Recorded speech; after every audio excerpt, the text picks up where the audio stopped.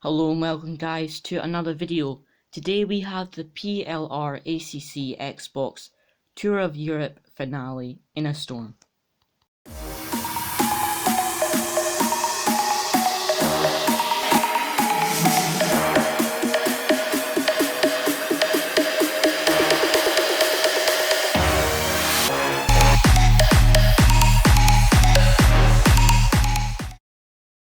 Here we are with our first practice lap, which was a 156.841, which was a good half a second quicker than my practice laps from earlier on in the day, and I knew there were still a good few tenths in the lap.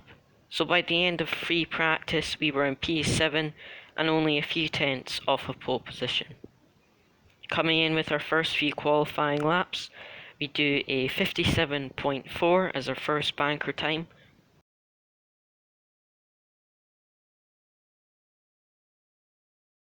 Then with a few minutes left of qualifying we go into provisionally P4 with a 56.172, which is about a second quicker than my practice laps, so I was really happy with that lap.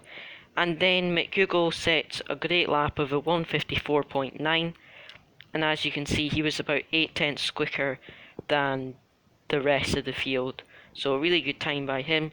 So we qualified in P7 with a 156.172.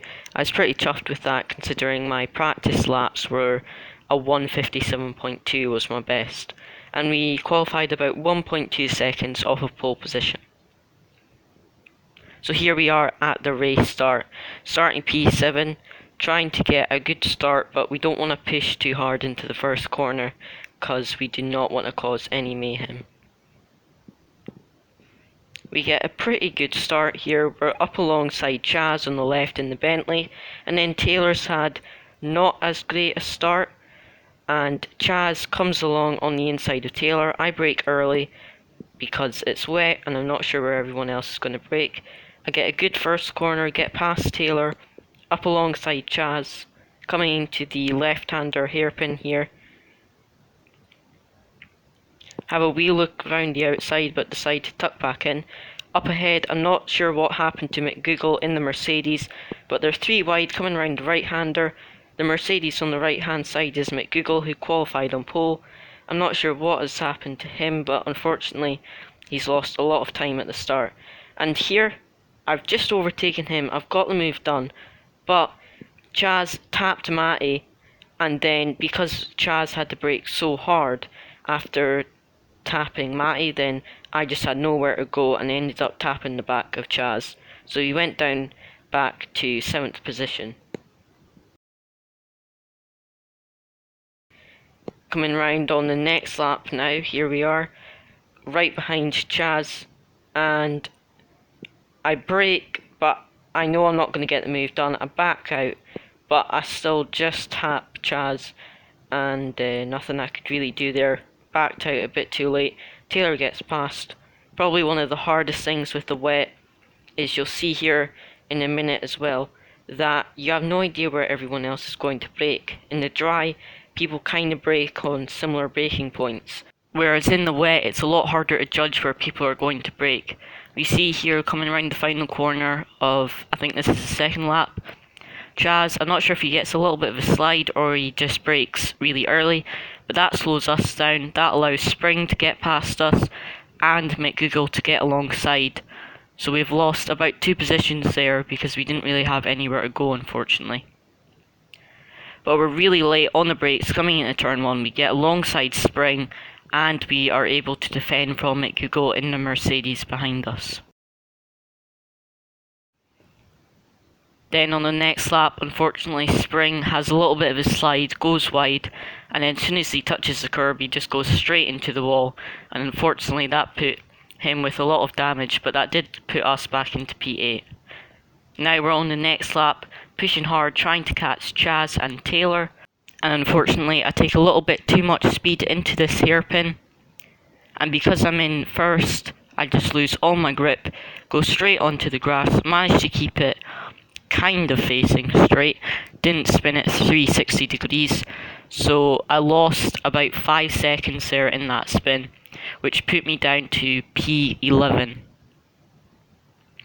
But then just on the next corner, McGoogle in the Mercedes, who started on pole, unfortunately spun on the grass and collected the Mercedes. So that put us back into P9. An unfortunate race for McGoogle there after qualifying on pole with that really good lap. Now on lap 7 here, this is my worst corner. You see, just slightly touching the curb puts me completely sideways. Managed to keep it from doing a full 360, but that did allow Woodinator in the Audi, to come along and overtake us there.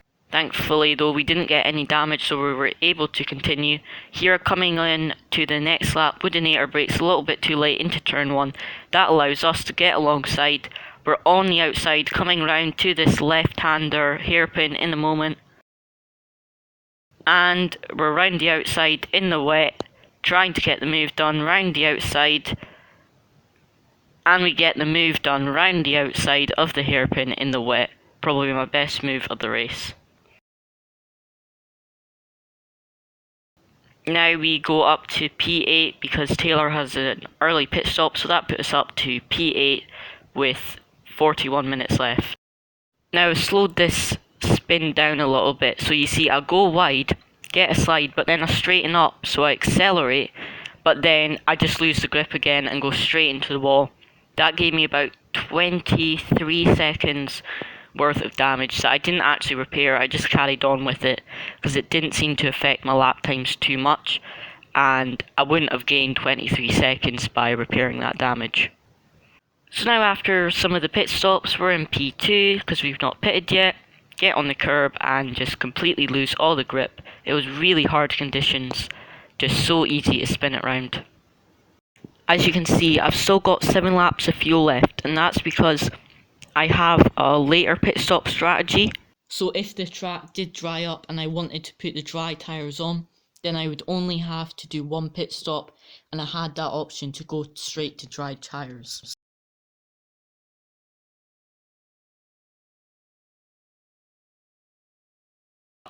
As you can see, it didn't really dry up at all. It was just storm the entire race. But we are in P1 now after the pit stops, and we led the race for quite a while actually.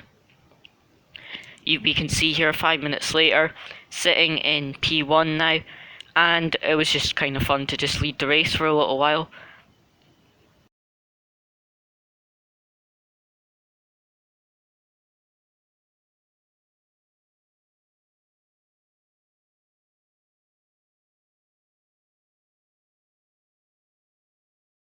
Now a few minutes later, we have 18 minutes left of the 1 hour race, and we're coming in for our pit stop. As you can see, we do not repair our damage because it will cost us so much time.